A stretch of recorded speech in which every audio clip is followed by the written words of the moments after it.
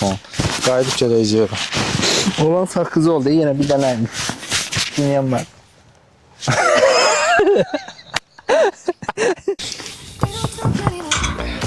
Salam dostlar. Salam dostlar. Bugün dəyişməşəni artıq 9-cu buraxılışdır. Təbrik edə bilərsiniz. Tebrik ederim Elvin. Deməli, Rahib, Elvin. bugün mövzu başlığımız biraz daha dəqiq desək, hormonlar və ya da hormonlar mı bizi idarə eləyir, yoxsa biz mi hormonları? Bu başlıq altında danışacağıq. Amma önəmli faktor, niyə bu video sizə maraqlı olmalıdır? Niyə hormonlar bizim hər birimizə maraqlı olmalıdır? Çünki gündəlik həyatımızda hər halükarda biz bunu istifadə edirik. Yəni hormon salgılayırıq bir növü. Bu qorxu olsun, bu sevgi olsun, bu həyəcan olsun və yaxud da ki, yuxu hormonları və yaxud da ki, digərlər. Ümumi hormonlar haqqında məlumatlar verəcəyik və həyatımızda hansı nöqtələrdə təsirlər olur, bunlar barədə danışacağıq. Öncəlik olaraqdan ona görə hormonlar barəsində bir çox hormon var, 60-70-dən çox hormon var. Bunu əsaslardır. Onları daha çox ön planda tutmağa çalışacağıq. Ona görə sözü verirəm Rahibə, öncəlindən hormonlar barəsində biraz məlumat ver. Sən bu mövzuda daha yaxşısan. Sağ ol Elvin. Teşekkürler. Deməli, ilk öncə onu qeyd edeyim ki, bu mübahisəli məqamdır. Nə mənada? İnsanın hür iradəsi mi burada rol oynayır, yoxsa hormonlar mı bizə idarə edir? Amma mənə görə bir çox hallarda hormonlar bizi idarə edir. Yəni mənim sadəcə spesifik danışıq içində bu başa düşüləcək o söhbət yox. Mövzunun axırlarına doğru mən eləcə mən də qərar vermiş olacağam. Eyni zamanda yəni izləyicilər bununla bağlı bir film repliği var. İnşallah. Film repliği var. Orada və sual verir ki, mənə görə hormonlar bizi idarə edir. Yox, sən səhv deyirsən. Məsələn, əsaslandırır da, indi bunu bildirmək istəmirəm. Əsaslandırır, düz deyirsən. Prost indi mən oradan dönüb gəlirəm də. Evet. Mən ilk öncə cinsiyyət olaraq da, belə deyək, cins olaraq hormonlara toxunmaq istəyirəm. Əsasən, məsələn, qadın və kişilərdə mövcudda iki hormon. Yəni, hərəsində bir hormon söhbətdir, təbii ki. Kişilərdə testosteron dediyimiz kişilik hormonu var. Qadında östrogen, yəni tibb adında fərqli ola bilər. Yəni, tələffüz səhv etmişəmsə. Estrogen. Hə, estrogen. Bu hormon var, yəni kişi və qadını varoluşsal şəkildə, yəni varoluş məqsədinə doğru istiqamətləndirən hormonlardır. Və burada öncəlik nədir? Həmin qidalanmamıza, yaşam tərzimizə, döngümüzə o qədər əhəmiyyət verməliyik ki, həmin hormonların balansı, disbalans yaranmasın. Çünki gələcəkdə övladların dünyaya gəlməsində və yaxud digər amillərdə rol oynayır. Məsələn, baxırsınız ki, xanımdır, amma kişi kimi davranır da, onda deməli östrogen səviyyəsi aşağıdır. Və hər insanda mən səhv araşdırmış olmasam əgər, yəni mən belə rastlamışam, östrogen və testosteron hormonları var. Yəni birinin həcmi aşağı düşən. Doğuşda iki tərəfində ötürdüyü DNA-dan dolayı var. Amma belə deyim, bəzən həqiqətən qadınların o ana rolunu oynayanda ki, o qoruma hissi və yaxud da ki, o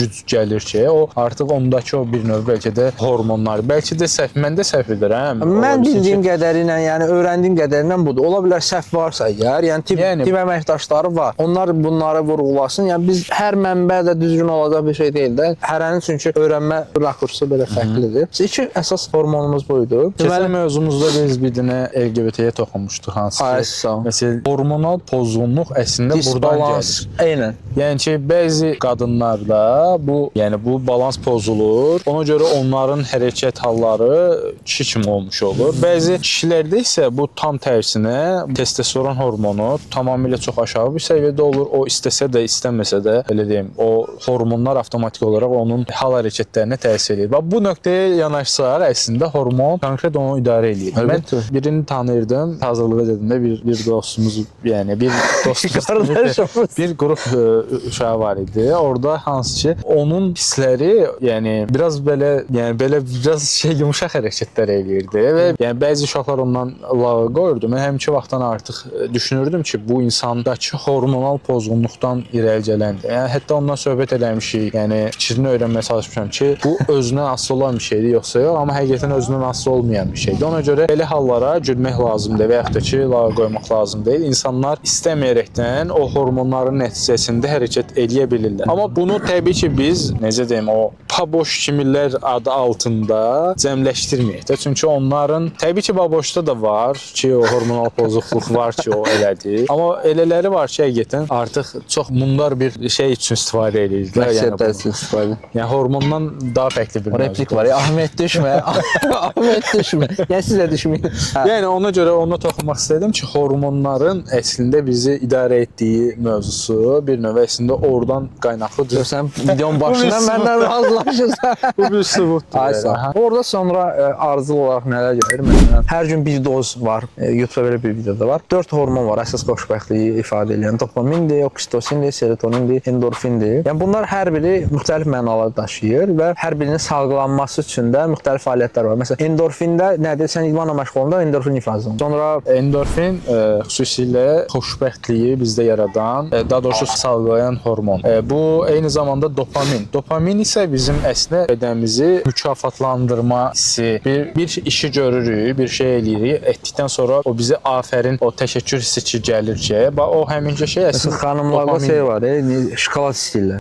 O biraz serotoninlə qarışıq. O heç, yəni xoşbəxtlik hissi qarışıqdır, amma yenə də bu da hormonal təsir. Deməli dopaminlə endorfinin bir növü yaxın, çox yaxındırlar. Dopamin çox vaxt bizi əslində dopamin eyni zamanda bizi asılılığa da aparır. Yəni ki, misal bu sosial mediada hər hansı bir şeyi gözlədiyimiz zaman belə və yaxud da bir bəyəni gəldiyi, bir yorum gəldiyi zaman videoya, onda belə insan tez girib baxması, keçən mövzularımızda danışırdıq, sosial media alidəçiliyi. Həmin ki, mövzunun əslində belə deyim, təməlində dayanan şeylərdən biridir. Hansı ki, o dopamin bizdə salgılanır deyə biz avtomatik girib bir də təzədən baxırıq belə. Həyatımıza çox təsir edən hormonlardan biridir. Daha sonrasında nə demişdin? Daha sonra serotoninə toxundun. Serotonin hansı konkret o barədə deyil? Serotonin əslində sevgi, yəni bağlarını ifadə eləyir. Mən məsələn serotoninlə östrojeni və yaxud da testosteronla yaxın hormonlar hesab edirəm. Yəni bu belədir məncə də. Yəni sevgi bağlarını qüvvətləndirən bir hormondur. Serotoninin ifraz elədiyi hormonal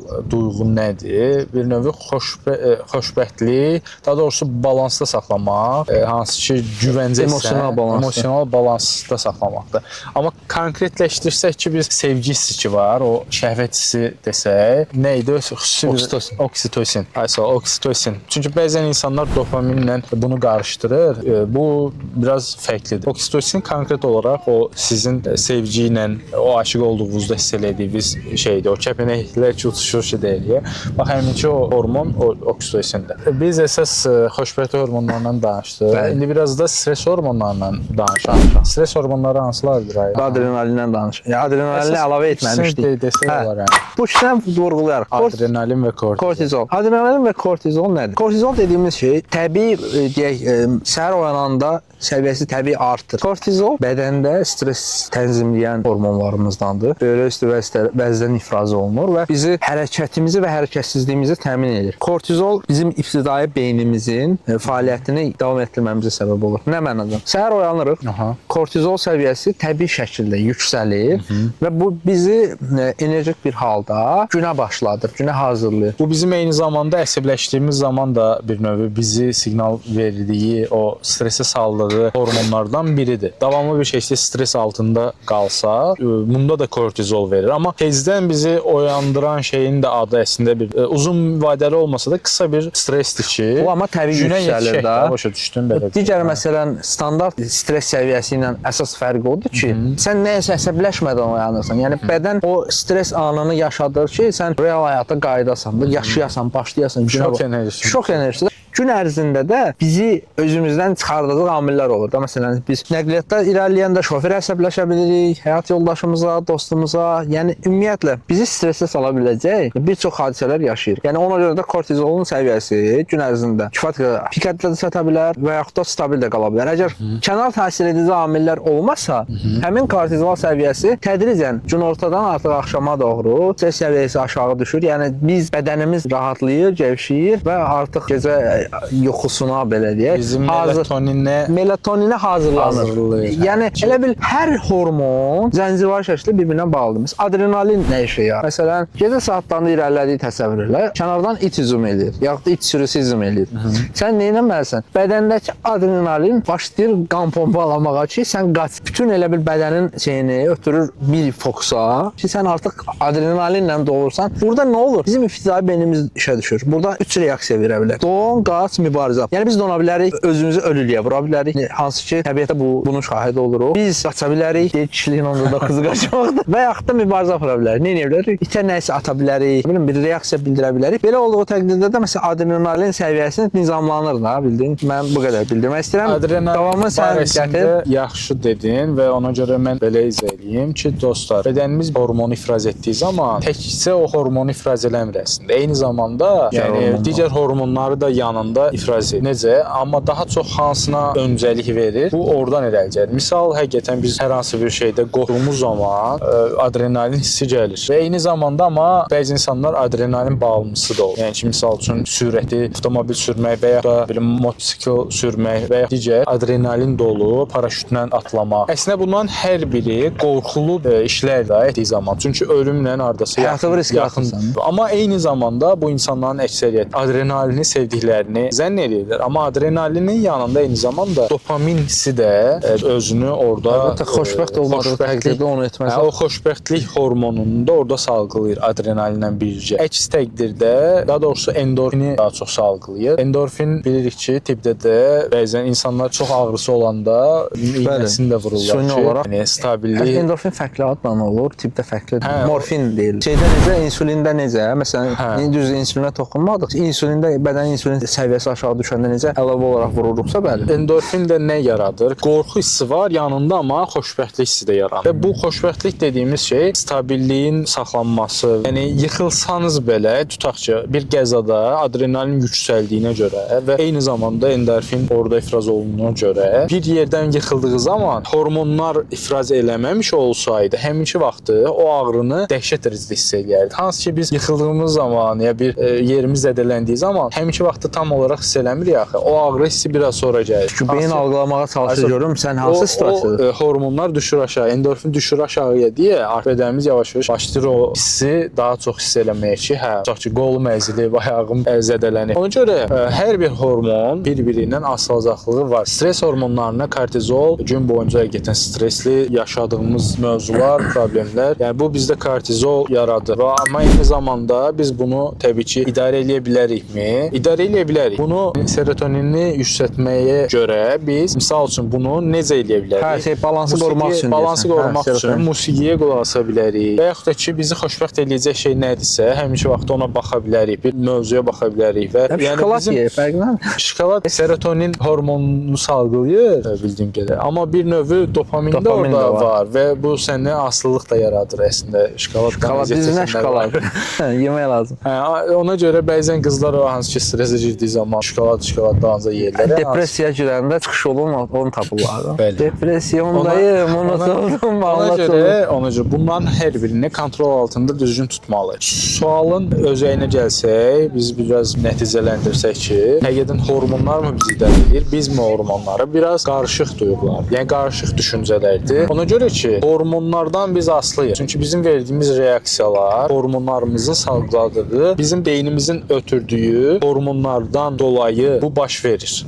Amma beynimizin və ya bədənimizin, çünki böyrək üstü vəzdən məsələdə ifraz olunur. Bəli, yəni bir növ hormonlar mesajlaşma vasitəsi deyə bilərik. Çünki bədənimizdə hansı ki orqanlarımızın böyrək üstü, mədə üstü vəzdə olan hormonların və yaxud da ki elə beynin özündən gələn hormonların bir növ beynə siqnalın da verdiyi reaksiya nəticəsində əslində bu baş verir. Tamamilə. Tutaq ki, durub şillə vursam, sən əsəbləşib kortizol çəkilib. Yəni bunlar mənə reaksiya vermək üçün hərəkətə keçirsən, düzdür? Amma o nöqtədə misal üçün müəyyən şeylər var. Özünü həminki vaxtda sakitləşdirib daha ağıllı, daha düzgün bir addım atmağa daha çox fokuslaya bilərsən özünü. Yəni həminki vaxtda həminki yerdən uzaqlaşmağın daha məqsədə uyğundur. Ona görə deyirəm ki, bəzən yəni hormonlarımız mı bizi yoxsa biz mi hormonlarımızı idarə edirik? Bu sualın cavabı əslində bizdədir. Necə? Əgər bir nöqtədə görürsünüz sizdə kortizol çox yüksəkdir, çox stresslisiniz və siz artıq dalaşacaq bir səviyyə gəlib çatmısınız və yaxud da ki,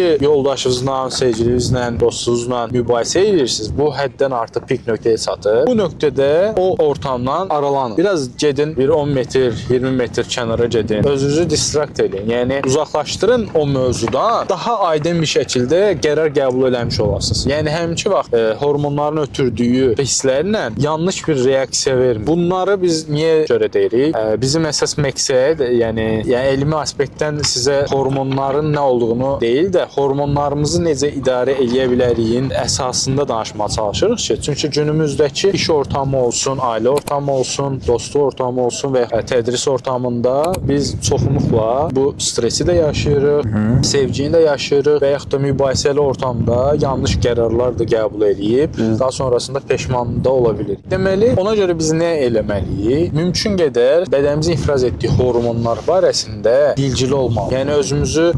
informasiyalandırmalıyıq ki, bax bu dəqiqə mən bədənim əslində, bədənim bunu salgılayır və mənə bunu eləməyə şərait yaradır. Yəni ki, daha doğrusu ora doğru itirmə. Yəni çalışmalısan ki, o nöqtədə bədəninin verdiyi həminki vaxt üçün verdiyi reaksiya yerinə biraz üstünə bir 5 dəqiqə, 10 dəqiqə kənarlaş və özünü sakitləşdir, hormonların hansı balanslaşdır. Daha sonrasında hər hansı bir qərar ver. Və yaxud da ki, deyəcəyin hər hansı bir sözdə də eyni şəkildə o qərarı, o verəcəyin hər hansı bir ciddi qərar olsun və yaxud da ki, o nöqtədə ayrılıq ya da ki, daha betər bir şeylər ola bilər. Ona görə hər zaman nisbətən səbirli olmağa çalışır. O özünüzü balansını artırmağa çalışın. Yəni ki, sizdə görürsünüz ki, tutaq ki, kortizol yüksəkdir. Onu aşağı salmaq üçün nə xoşunuza gəlir? Musiqi mi xoşunuza gəlir? Çölə çıxanda, günəşə baxanda, yəni günəş də bizə serotonin hormonu oluşturur. Günəşə çıxmaq, təbiətə çıxmaq və ya ki, dənizin yanına getmək sizə yaxşı gəlir. O şeyləri eləyin ki, sizin həyatınızda bet yöndə qərarlar qəbul etməyinizə gətirib çıxarda bilsin. Məndən bu qədər idi. Hormonlar barəsində dediyim kimi əsas toxunduq əsaslı şeylərə. Əsas bizim həyatımızla bağlı olan mövzulara mən toxundum.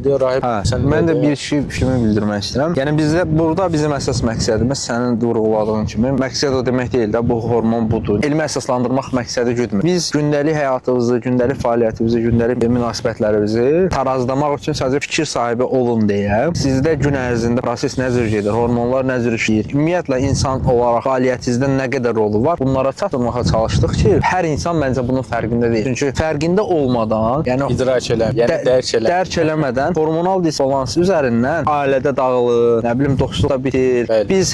Biz bunun fərqində deyilik. Yəni hormonun bunun etdiyini. Biz kimsə xətrinə də dəyə bilirik. Bəli. Hətta yəni cinayət və s. o qədər problemlər, o qədər şeylər olur ki, cinayətlərin əksəriyyəti daha sonrasında peşmançılıq yaradırsa, deməli həminki vaxtın o hormonun əsiri idi da bu adam. Əsiri idi. Məsələn, hormon onu idarə eləmişdi. Eynən. Pis vərdişlər də bayaq toxundu. Bu da belə. Bəli. Yəni ümumiləşdirsə Elvin, sənə bir sual verək yenə yekunda. Hansımız daha üstünük? Hormon yoxsa biz? Cavab ver.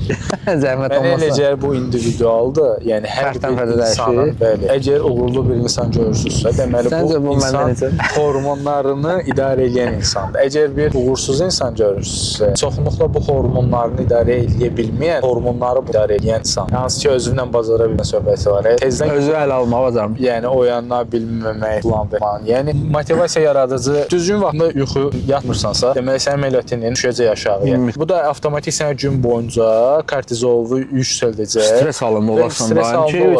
Mən kimsə vurum, qırım, əsəbləşim, döyüm. Bu mümkün olmur da sən günün normal bir şəkildə keçsin. Sənə lazımdır ki, bədənin melatonini alsın.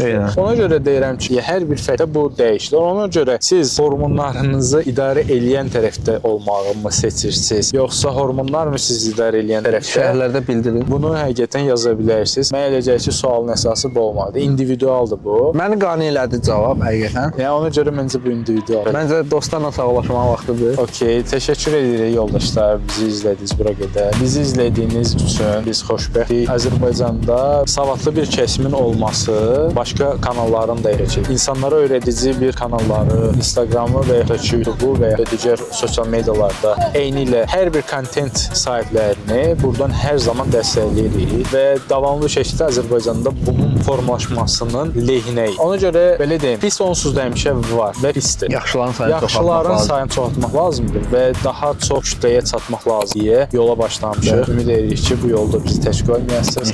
Bəyənin, paylaşın və subscribe eləməyi unutmayın. Çünki ona görə siz növbəti videolarda artıq bizi görəcəksiniz. Hər dəstək inkişaf tərəf üçün bir təşviqdir. Hələlik, sağ ol Evin. Sağ ol.